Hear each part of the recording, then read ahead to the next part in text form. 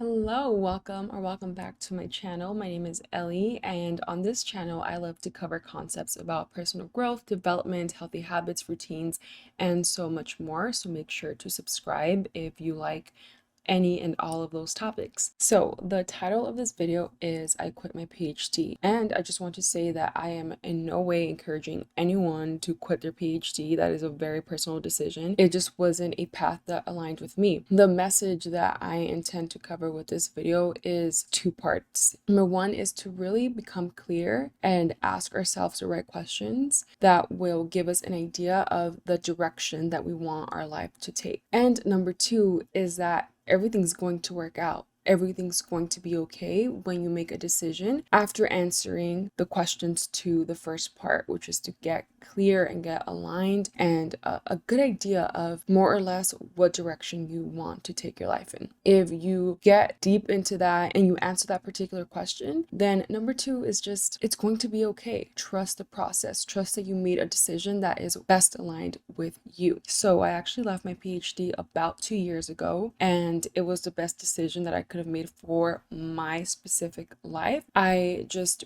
really identified, after answering several questions about my life, about what I wanted my life to look like, I identified that it wasn't very clear to me that I needed my PhD to attain that life that I desired. I think for me, pursuing higher education was just something that felt like it was the next step to do always. Education was very highly emphasized in my household. My parents are immigrants to this country, the US, from Mexico, and they, as many immigrants do, experienced a lot of hardships that they wanted us, their kids, to avoid experiencing. And oftentimes, education, through the traditional form of institutions and higher education, they thought that us pursuing that pathway was the ideal, the best pathway to ensure that we didn't experience the things that they experienced. I 100% agree with their logic, and that in a lot of cases pursuing a higher education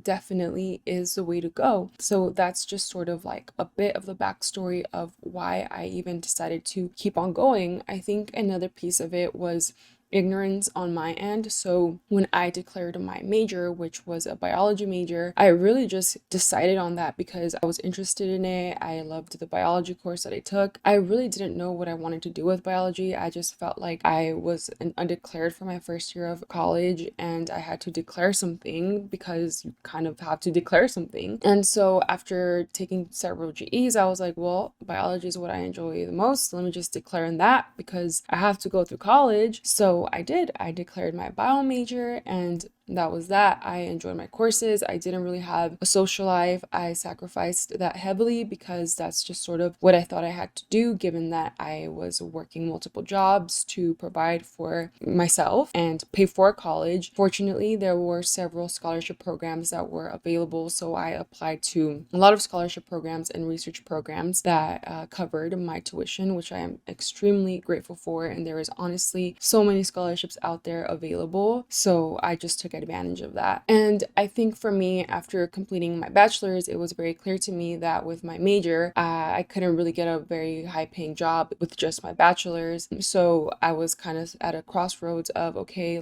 do I get my master's or do I get my PhD? And the reason I was thinking that was because I had been part of several research programs that are catered to get students to higher education, PhD programs or master programs, which they are great programs, and I'm very fortunate that I was part of those. However, at that point, at the time where I had to make a decision, I really wasn't clear as to what I wanted. I was just sort of like, hey, I have to make a decision. Let me just go get my PhD because that pays for my education, and I enjoy research, sort of. At least I thought I enjoyed it at the time, and this is the next step because then I can prolong I can prolong my decision. Like, I don't have to decide what I want to work in right now. I could just go get my PhD and figure it out later. And that was really my thinking. And so I took a gap year. During my gap year, I worked. I was part of another research program. So I was very active with that. I really just wanted to get into grad school, which I did. I got into several schools. And so anyway, long story short, I ended up getting accepted into multiple programs. I picked the one that I felt was best suited for me, and I go ahead and attend this institution. So during my gap year, however, I had started doing some inner work, in the sense of I had started asking myself questions.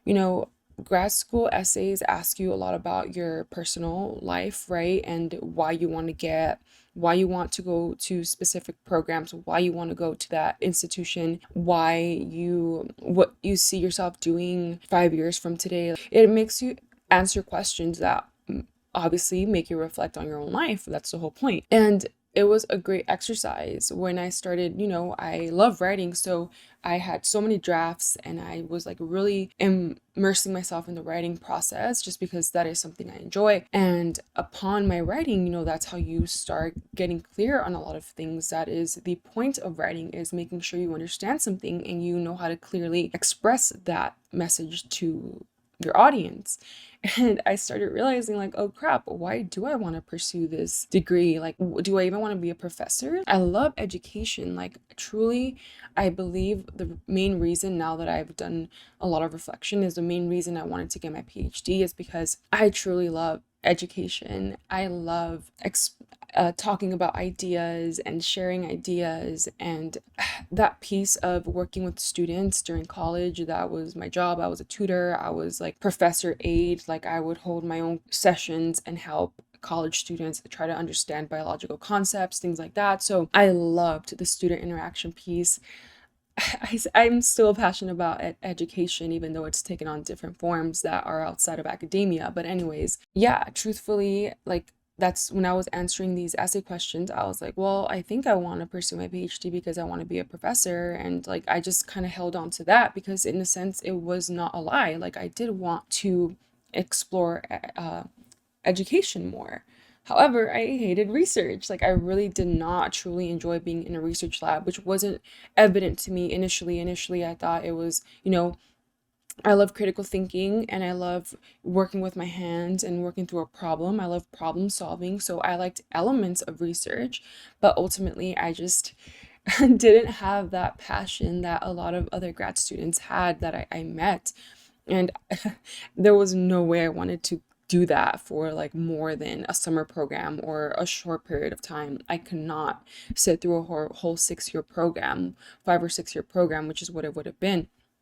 So anyway, upon realizing that there was this feeling of, wow, like, I really don't know what I'm doing here. Maybe I should, like, I was extra glad I took a gap year. Long story short, during that gap year period, I also took an online program. It's called the Self-Authoring Program, which is composed by several psychologists. And the aim of this program is to get students to start thinking about their future life. It's not only for students, but it was put together by professors, and they distributed this survey, in a sense, to college students to help them get clear on their purpose. And there was like studies conducted, and students that actually completed this program, it gave them more clarity as to their career, and oftentimes they were less likely to drop out of college because they had a clear objective, a clear direction as to where they were headed. So I feel like I'll go ahead and link that program down below, because I feel like it's very beneficial in whatever stage in your life that you're in, because it just asks very fundamental questions about your life and about what you admire, who you admire, how you see your life 5, 10, 20 years from now. It goes really into depth. So in tandem and simultaneously, as I was completing my grad school apps, I started realizing, wow, like, there's something here that doesn't sit well. Let me explore more internally what's going on. So in the intro of this video, I made the point of, the message I want to get across with this video is to get clear on the direction of your life. Because I identified then during that summer, which was my gap year, that I did not want to pursue. This isn't what I wanted, but I felt like, damn, I already got accepted. I have to go. Like, let me just go find out. And I did. I tried. I went ahead, and I know people were telling me it's only your first year. Like, you can't really know after your first year. You have to stick around for longer. No, I didn't. I didn't want to. And like I said, I do not regret it. This isn't a jab at academia, although it does have a lot of flaws. This is just more of a personal decision. So the first point of what I want to portray with this video is get clear on your direction.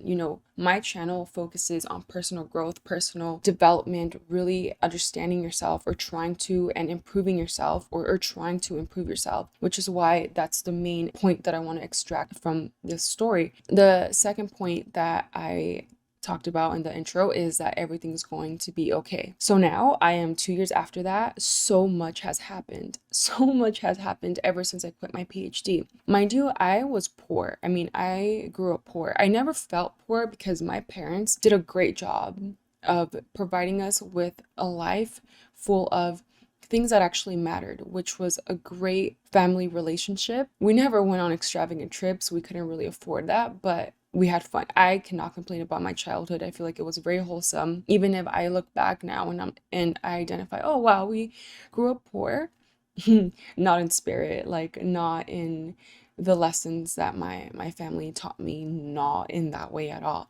I actually feel like in that aspect we grew up very rich. In terms of money, however, which is important in life, I was poor all my life. I was poor throughout college because most of us are. I was poor throughout my gap year, and I again was poor my first year of PhD program, and I was just tired of being poor. I wanted to stabilize myself financially because if I stabilize myself financially, I could be of more financial benefit to my family. They were not asking me to. I wanted to take that on for myself. And I wanted to start setting down foundations for the future. Like, I was already interested in generational wealth. Those were already concepts that I had started learning about. I had started learning more about personal finances, about investing, and I was intrigued. So point being, as soon as I left my PhD program, I hustled. I tried to learn more about personal finance. I learned more about investing. I learned more about real estate, about what it took to get properties under my name. I started saving like crazy, just learning about a lot of financial concepts that would lead me to financial freedom, financial independence. I am not there yet, but I am well on my way. Within a year, my partner, my fiance now, and I had saved up enough money. We tried buying a home here in California, which is where we live. It was not possible. We said, no way, we're not going to take no for an answer. We're going to find a way to make it happen elsewhere. We started exploring out-of-state investing. And I think for me, back to my first point of, I was so clear on my vision. It doesn't have to be real estate. It doesn't have to be finances for you, but just get clear on that. Once I got clear on what I wanted, it was financial independence. I want to position myself in a situation where I am a fountain for other people, where I can provide the financial standing for myself, for my family, and for my community. And that just became my mission. And I am doing that in several ways. I'm currently working on setting up several streams of income. A lot of them are still underway. But, within, like I mentioned earlier, within a year, we were able to buy a home out of state, which required very little money of down payment.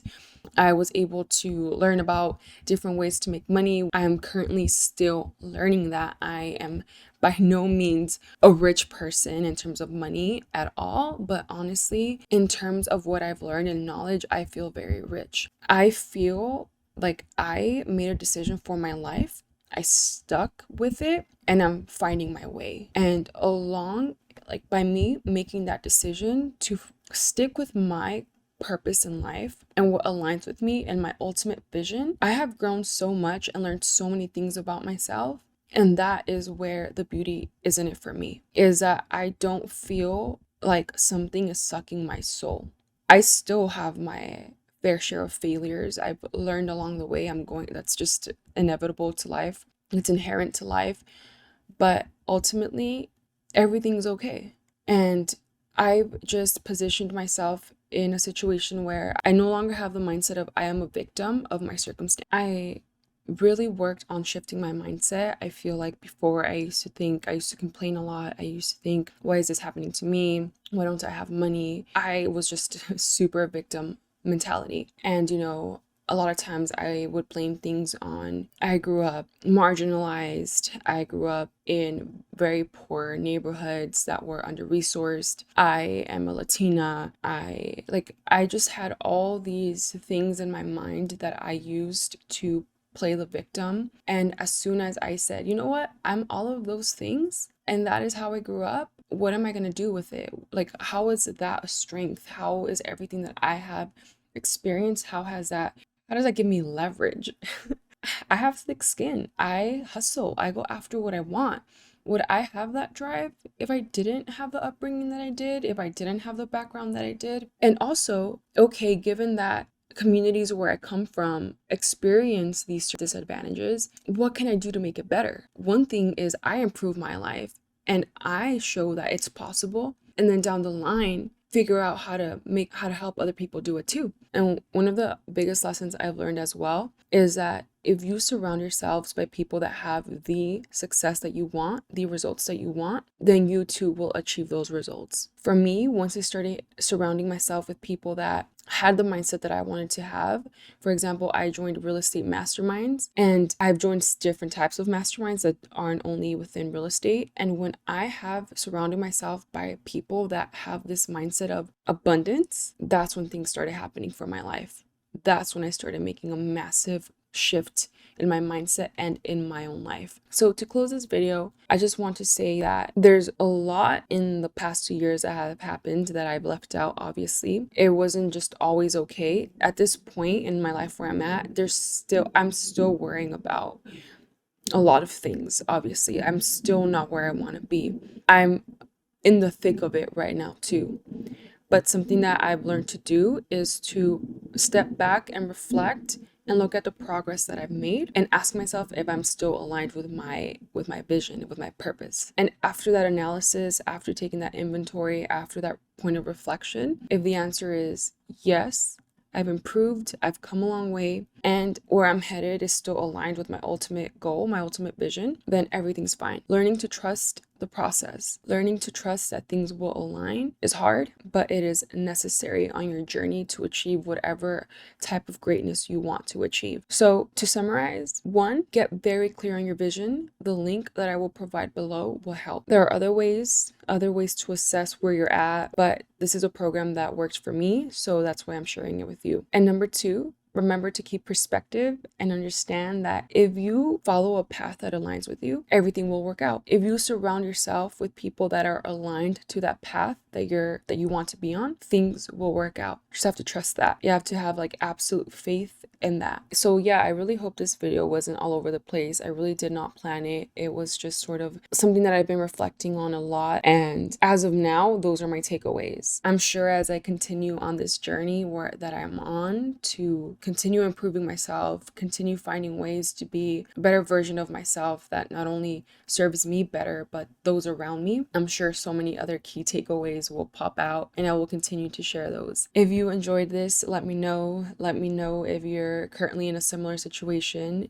Let me know if you have any questions, and I really wish you the best on whatever journey it is you're on. At the end of the day, we're all just trying to find meaning in life and find our own meaning and sort of what space we want to occupy with our own life, right? Please subscribe to my channel. I really do want to create a community in which we are all growing together. And with that being said, go ahead and watch some of my other videos, and I will see you in the next one. Bye.